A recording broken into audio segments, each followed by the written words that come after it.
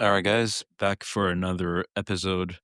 Trump, the art of the deal, Trump cards, the elements of the deal. Use your leverage.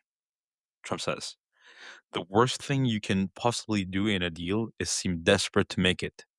That makes the other guy smell blood, and then you're dead. The best thing you can do is deal from strength, and leverage is the biggest strength you can have. Leverage is having something the other guy wants, or better yet, needs, or best of all, simply can't do without. Unfortunately, that isn't always the case, which is why leverage often requires imagination and salesmanship. In other words, you have to convince the other guy it's in his interest to make the deal. Trump is going to then list three examples of how he used leverage to get his way in deals. The first one is with the Commodore Hotel on East 42nd Street. He was trying to get city approval, and in order to get it, what he did is he convinced the owners of the hotel to go public with the fact that they were planning to close down the hotel. Once they went public with that information, Trump made sure to tell everyone in the city what a disaster it would be to have a boarded up hotel in the Grand Central area. Right, so that pressured eventually the city officials to realize it wouldn't look good for the city to have a closed hotel in that area, and that helped him eventually get the approvals to take over that project.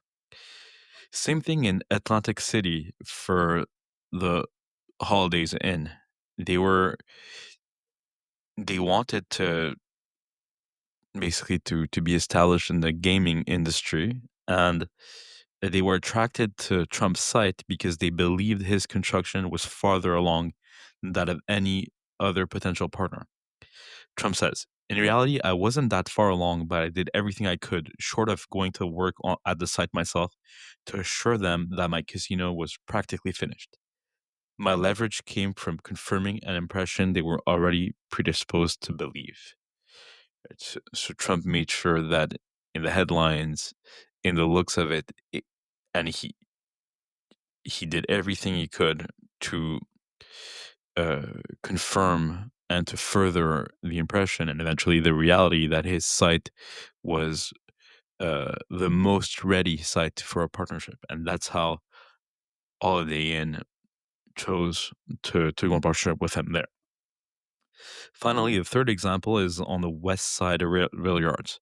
So at the time of this book publication, NBC, the TV network in the US, there were talks that they were going to leave the city of New York to go to New Jersey. Or, yeah, they were going to change their headquarters.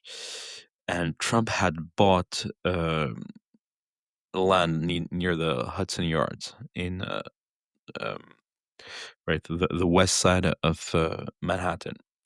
He named the project Television City, right? And the reason he named it Television City was kind of to force the impression that this is where um, NBC should go to. So he basically he designed the optics of all these three deals, right?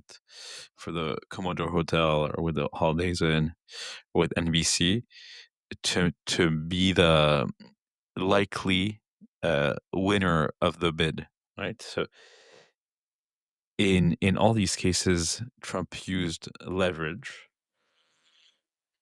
and it's worth repeating his definition of leverage here. Leverage is having something the other guy wants, or better yet, needs, or best of all, simply can't do without. Unfortunately, this isn't always the case, which is why leverage often requires imagination and salesmanship. In other words, you have to convince the other guy it's in his interest to make the deal.